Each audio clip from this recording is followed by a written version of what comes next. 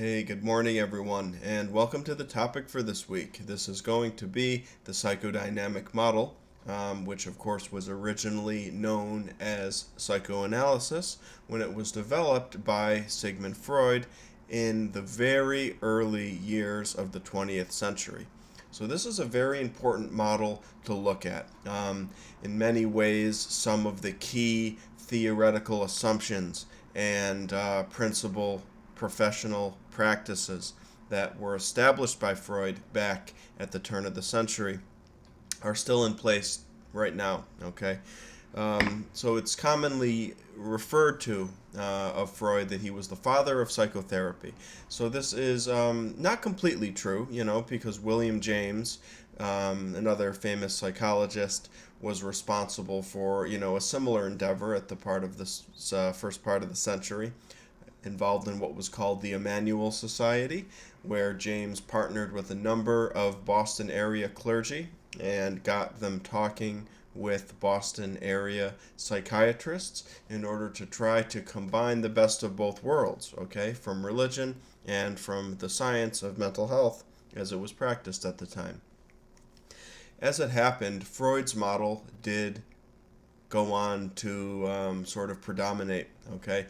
Probably because it just was really embraced by medical practitioners throughout the world and over the country. And this was one option that individuals getting a degree in medicine could take up, right? Just as today, if you want to be a psychiatrist, right, you go to med school, you go then do a residency in psychiatry. Back in the day, okay, if you wanted to become a psychiatrist, you probably would get an MD degree, right? Possibly do some sort of other residency, but there really needed to be specific training in psychoanalysis. So this meant you had to do extensive psychotherapy yourself, possibly with your supervisor at your residency, possibly with one of your instructors. So this was an interesting intellectual climate where being a professional was in many ways also being a patient. This was important to the psychodynamic community, the psychoanalytic community, as it was a way of guaranteeing the objectivity of the practitioner. Okay, so we can take a look at some of these assumptions as the lecture goes on today, but this is going to serve as an introduction.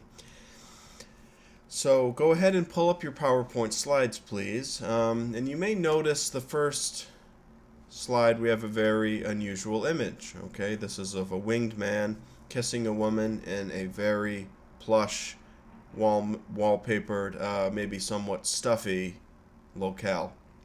So this is from the Days of the Week by Max Ernst, the surrealist collage artist and surrealist painter. Max Ernst here is exploring some psychoanalytic themes, which actually led to his work being condemned. This was in the early 30s, condemned by the Nazi government at the time.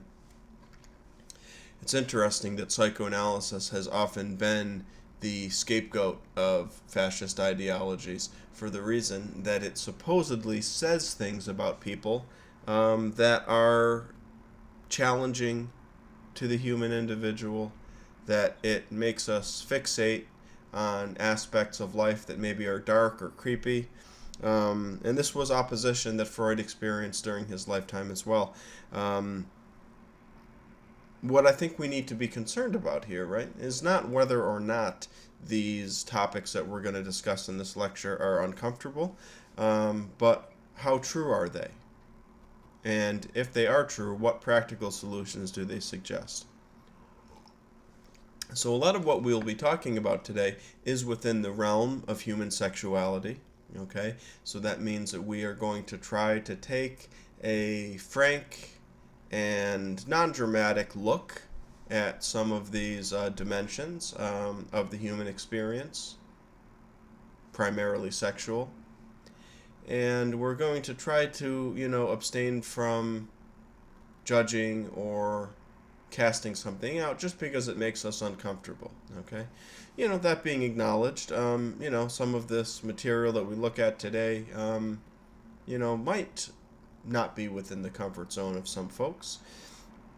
However, in the field of psychology, this is something that we, of course, need to look at, right? Just as when psychotherapists who are in training need to go through supervision, possibly go through therapy themselves, right, in order to look at, not only every aspect of the human experience, but also look at our own comfort level with these phenomena, okay? So I look forward to getting into this material today. Okay, so when we look at slide number 2, with a study that's been titled Love at First Fright. So let's be aware of this, as this is going to be one of our discussion questions for this week as well. Okay, so 2003, Meston and Froelich found that men and women who were not with a romantic partner rated a photographed person of the opposite sex as more attractive right after they rode on a roller coaster. So this is compared to individuals who were surveyed before getting onto the roller coaster.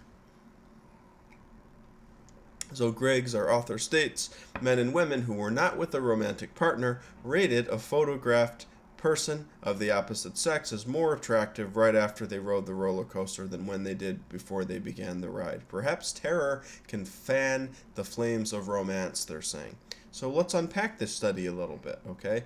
So we are sort of assuming, right, that there is maybe a context of, I guess, individuals being heterosexual here, right? Because we wouldn't necessarily observe this effect if an individual, was not heterosexual, right? Because we are surveying people, about the opposite sex. How attractive do you think this person is, okay?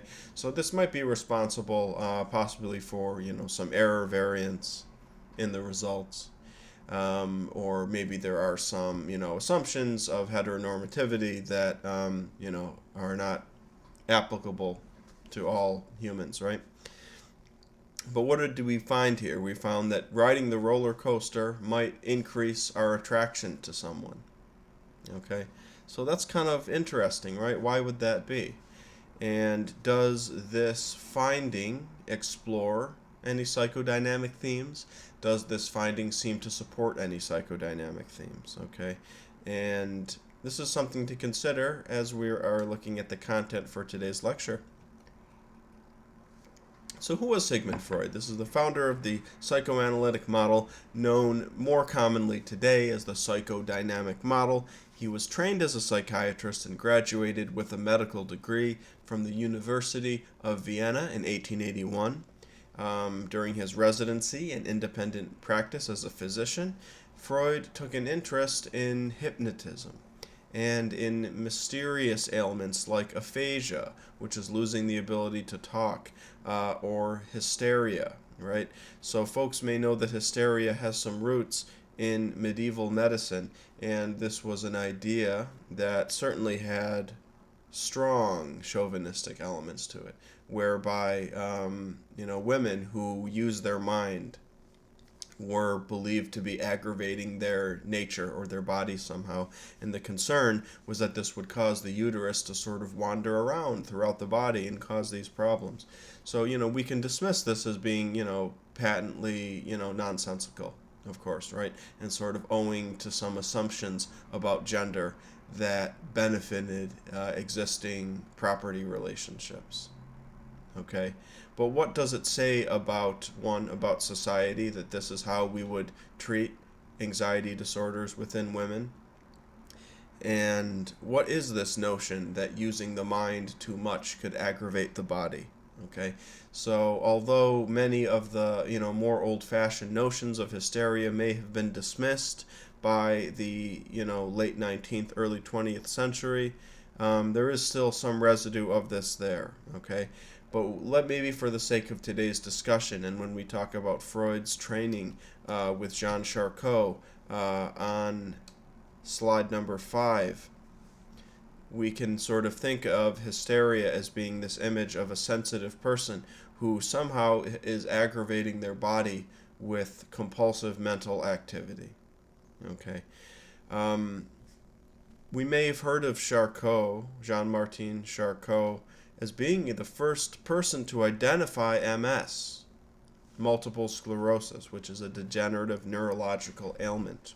Okay, Charcot, who was one of Freud's early mentors, um, ran a clinic that specialized in looking at rather unusual or hard to understand conditions. Okay, so this is where Freud got exposure to sort of these nervous, so-called hysterical conditions, which is basically something like someone being incapacitated by anxiety, and then of course physical correlates emerge from this, right? Because we know the mind and body are very connected.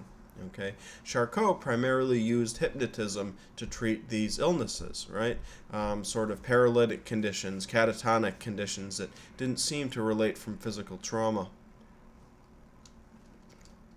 Okay, Freud was interested in using these methods, but sort of suspected that this wasn't quite enough. Okay, and in a minute we'll learn about Freud's interest in philosophy and in discourse, which is right, just having a serious conversation, and the health effects of these. Okay, so let's think a little bit more about what is this mysterious hysterical illness, right? That was plaguing people, not just women, but it seemed to be associated with women, right? Maybe this was because women were, given the freedom to express emotions, right? Whereas, even more deeply chauvinistic society than our own day today, that of the early 20th century Victorian society, this wouldn't have been acceptable for men to talk about, right? So we might expect men to act out more, let's say, out of anger, or possibly to find an outlet in, work or workaholism. But women would present, right, to this clinic, right? So this may be, these may be women of means, right, of a certain socioeconomic class, sort of with this intense physical anxiety. And interestingly, a common treatment in the early 20th and late 19th century was massaging the clitoris with a spray of water, or just the physician using his or her hand, right? Probably almost all male physicians at this time too, we might note. If not exclusively male physicians. So what's going on with this? Is this weird, right? On the one hand, there was knowledge, right, about some of the sexual functioning of the clitoris, right? This was for some reason not completely accepted within the medical establishment, okay? And it was not uncommon for medical doctors to say that the clitoris was irrelevant to sexual functioning, okay? So this is weird and probably concerning, right? That there was such alienation between doctors and their patients. And of course, right, even on a deeper level, the separation between, let's say, women and their own physical needs, or the separation between women and their partners, their sexual partners, right? Where, like, presumably, right, there was not sexual satisfaction, sexual release that was happening for these individuals, and perhaps when they would feel the stirrings of sexual arousal, they might not understand what it meant, right? The reaction to sexual arousal might be guilt, fear, confusion. Oh, do I have a cold? What's wrong with me? Then fear and maybe discouragement or despair starts to pervade experience on a daily basis, and then things start to go downhill. So this is concerning. We might imagine that Freud had some sense that we're not really getting to the root of the problem, and he's going to try to go deeper, and we'll see how he did challenge some of Charcot's assumptions, or some of maybe I don't want to just pin these sexist assumptions on Charcot, right? But this was the medical view of the day, right? That sex was for procreation, and that was the mainstream view. So we'll see the extent to which Freud does challenge this and the extent to which he doesn't. Okay. Let's think about Freud's other influences, which are his training as a philosopher and as a student of culture, of drama, of art. Freud studied with a very key philosophical figure in the Western tradition, and this is Franz Brentano. Brentano is considered to be the first phenomenologist, which is to say that he tried to use philosophical methodology to try to categorize mental experience with concepts like intention, compulsion, basically looking at the experience of the individual and trying to obtain a new level of objectivity by using emotions, using, internal states as being the basis for philosophical knowledge. So Brentano says that we internalize people, places, things, ideas through memory, and that our personality is made up of what we internalize. So we don't have total control over what we internalize, and therefore when we try to think critically, when we try to respond intellectually to an emotionally rich situation, we have only partially control of how we do that, because our means of response, which are logic, critical thinking, adopting a sober composure, these are culturally inculcated to some extent. This is a great time to think about some of what we have examined with memory research, and the connections between memory and emotion, phenomena like state-dependent learning, right? Where if we're in one emotional or mental state, when we incorporate information, we'll be more likely to think of that information when we are in a similar state. Similarly, when we are in a particular mood, we're more likely to think in terms of that particular mood, right? When I'm sad, I'm more likely to think of things that make me sad. This is very much what Brentano was looking at here. And so Brentano says that there is a degree of compulsion to logical thought.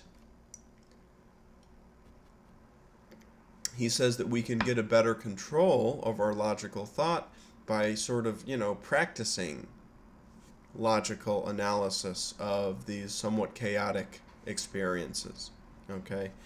And that really this is the way to have a more objective study of human knowledge and humanity in general. There's a common kind of metaphor or saying that you hear about in psychotherapy training programs, which is that the self is the object, or the self is the mirror.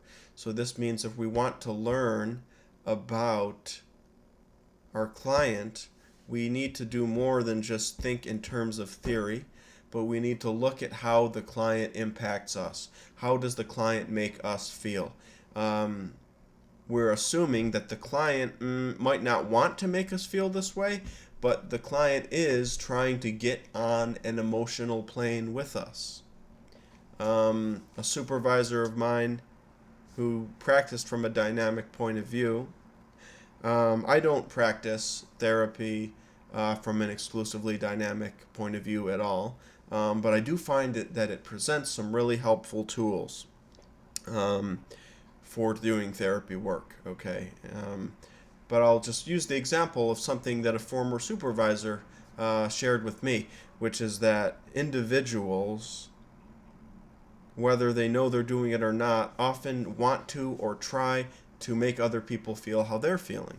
Okay? So another way of saying this is not necessarily to say that clients are manipulative, but this is one of the primary goals or a primary impetus of interpersonal communication, is that we kind of want the other person to vibe with what we're vibing with. Okay?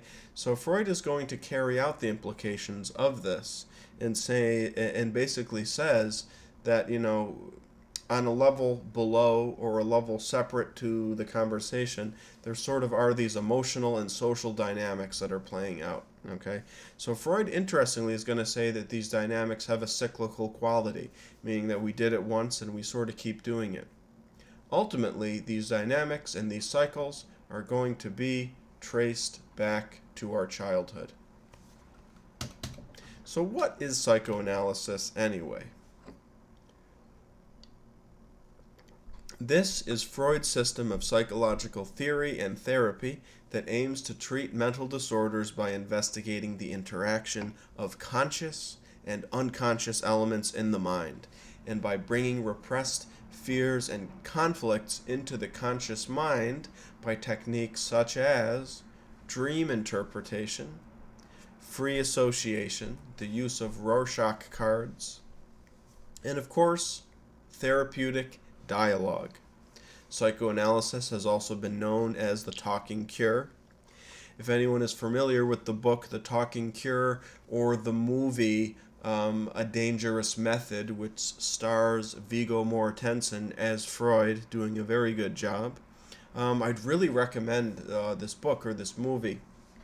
I'm actually not familiar with the book, but I can speak to the movie as being quite strong and really enjoyable, and also a really good vehicle for conveying some of these ideas about, the psychoanalytic theory of personality. But it's interesting from a medical perspective that we could have something like a talking cure, isn't it? Okay.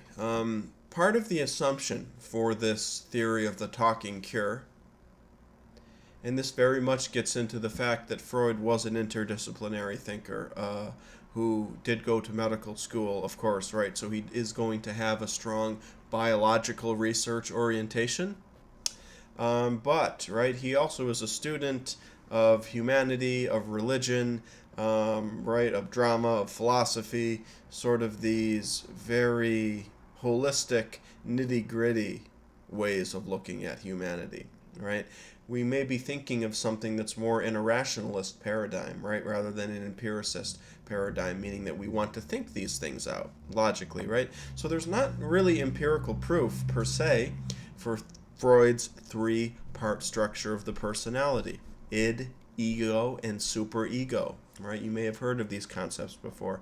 But Freud says something like, if you think about it, there's got to be three distinctive parts of the human mind, okay? There's a biological part, right? We have heart, lungs, hormones. Think back to what we learned about in emotion, right? About how the sympathetic and parasympathetic nervous systems, right, provide us with a certain range of physical data or physical feelings.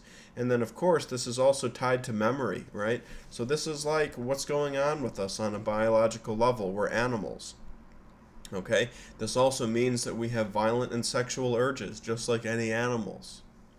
But again, if we use rationality to further this consideration of how complex humanity is, there's more than just the biological piece. There is also a cultural and moral piece. So this means that we are raised with ideals. We are, maybe involved in religious organizations.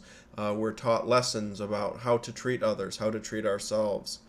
And interestingly, these lessons are often paired with punishment.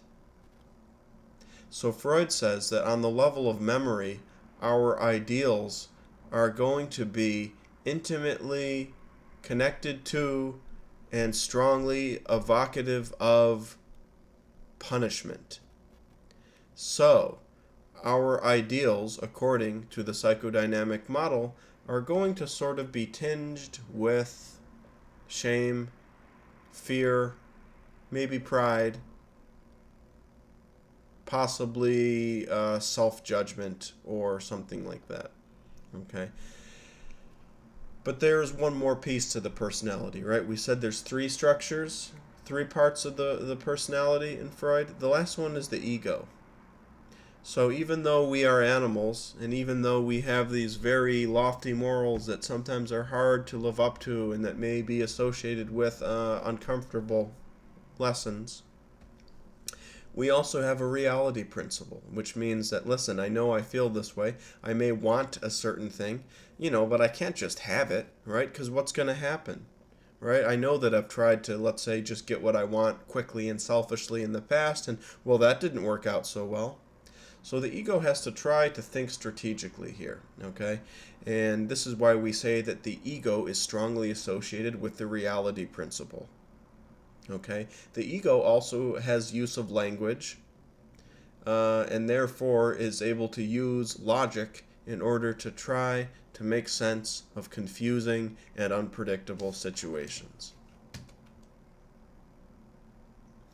So the ego is conscious, the id is subconscious, and the superego is partially conscious, partially unconscious. Okay. Um, so this means, right, that there really are no words for what's going on in the id. It's This is on a very deep level. We can try to describe it, but it's our own physical nature, right? I'll share an unusual example. I don't know if anyone has ever had guinea pigs or dogs or cats or a pet and seen that the children will sometimes mate or try to mate with the parent. Okay, this is something that happens in the animal world, and it may be very awkward or very abhorrent to the humans, right? Because of course the incest taboo is a key aspect of social organization for humans. But those dynamics are there on a level that cannot be recognized or cannot be endorsed by humans. Okay, the superego, at least we have memories of words and phrases, images that have been associated with these moral lessons or aspirational figments. So we can it might be a little bit easier to obtain insight into the superego, right? Because certainly people may go into therapy out of being too self-critical, right?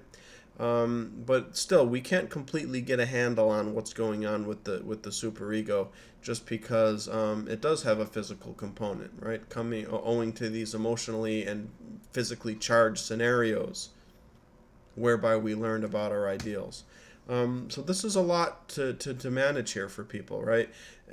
Freud did divide the superego up into the conscience, which we know what the conscience is, right? This is our sense of right and wrong, and also the ego ideal, which means that as we experience life and experience our own ideals, the ego, right, which is us and the here and now, right?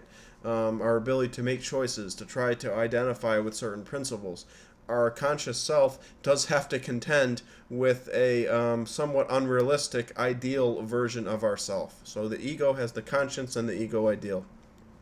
So the id also has two components to it. It has the libido and the thanatos. So the libido is the part of us that wants intimacy, wants connection, that gets excited by social contact. And Freud says that, of course, this has a sexual component to it, right? Like, from an evolutionary point of view, is social contact something that is predictive of passing on genes? Sure, why not, right? So this isn't to say that the libido is the same as the sex drive, because the libido doesn't really always have to do with genitals, and it doesn't always have to do with physical sex. It's a little bit more complicated, right? It just might be, this animating life force to some extent. So the thanatos is that aggressive animal side, right? That just is sort of, if someone pushes you too hard, you're ready to bark back, or you're ready to fight back, and that this is instinct to some extent. If you'd like to look at slide 11, we have another little metaphor for the id, ego, superego, and this is shown as an iceberg. I'll also recommend that people check out the video that I posted. It's a rather old video, but I think it's some nice visuals here looking at the id, ego, and superego. So I do request that you check that out. Okay. So we have an interesting connection here between sex and violence in the dynamic model, right? Where the libido and the thanatos are both part of this unconscious, endowment that we have. And when people don't learn about their sexual response, they may not know what their sexual response is. So we can, on the other hand, think of like being in a movie theater, going to see a scary movie, and it's physically arousing, our heart's racing. That may make us feel, if we're on a date, right, that we might attribute that excitement to the other person. Okay, so this may be a simple one-to-one correlation, or it might get into our past, it might get into our emotional baggage, right, where maybe we find a particular type of person exciting, even though maybe they're not like the best person for us. These are dynamics that recur in a cyclical manner, according to Freud. So what causes psychopathology, right? What causes mental illness? What causes psychological imbalance? Freud says that this happens when our ego is unable to successfully balance the demands of the id and the superego. Okay, so in order to get by, the ego kind of tricks itself to say, hey, everything's okay, I'm managing all of this. And that is okay, that's helpful, that may stop people from getting overwhelmed, but, and this is what Freud says, it may also make us become rigid. Okay, so we will pick up on this point of rigidity in the next video. I'm just breaking this video up into two parts just for the sake of, of uploading it and for access. And we'll be coming back to this idea of the defense mechanisms. Okay.